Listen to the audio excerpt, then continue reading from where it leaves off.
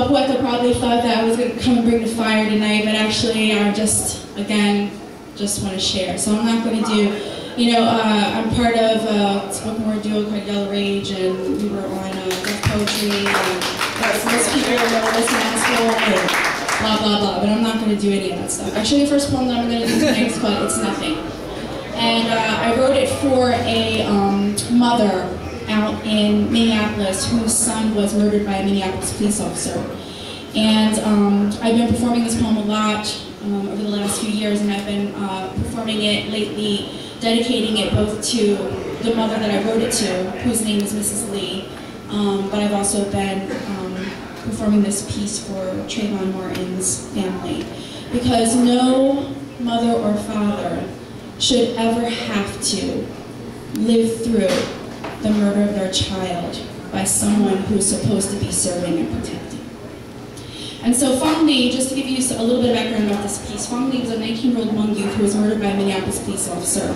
I'm going to use the word Hmong in this poem. If you're not familiar with who the Hmong people are an ethnic minority group who originally come from Laos, and they came over to the United States as refugees after the Vietnam War. Okay? So this poem is called It's Nothing, dedicated in memory of Phong Le, and especially to his mother, Mrs. Lee, and his sister, Shua.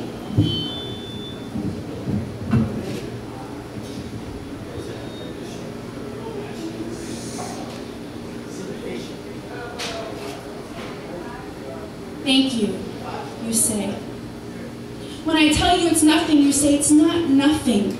It means a lot. And I know I've said the wrong words.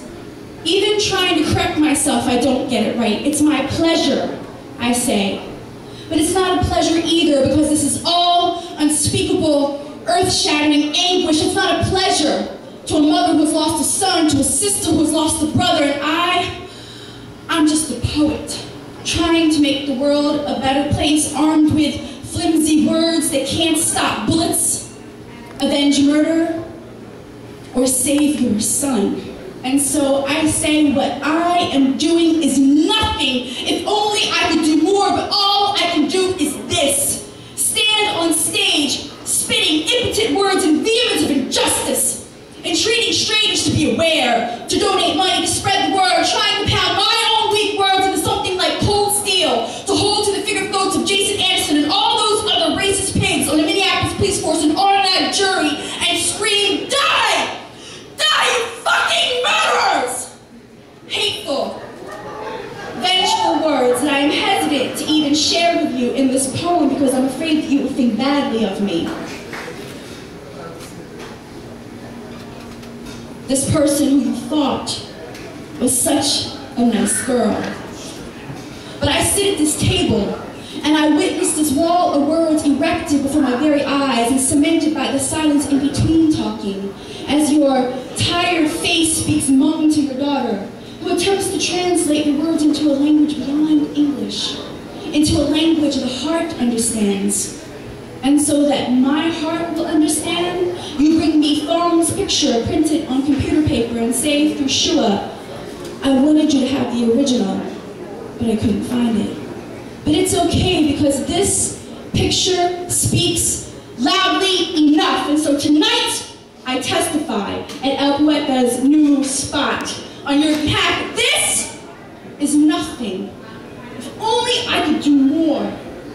What I wish is that I could bring you back your son, that child watching birds and chasing pigeons. I wish I could bring him back to you full of laughter and young male bravado. I wish I could bring him back bulletproof and shielded by force fields so he can walk as always through your front door and sit in family photos and play with nieces and nephews. I wish I could bring you peace so that you could sleep with a quiet mind and so that you're not fearful some cop is waiting around every corner for one of your other children to slip up just once. I wish I could help you to be safe, to be happy, and to simply live again. I wish I could do more than cry on stage for you, be angry for you, fight for you, with these never-lasting words. But this is the best that I can do. And this is nothing, because it is what I must do to demand something more For you, for us, and for Trayvon Martin.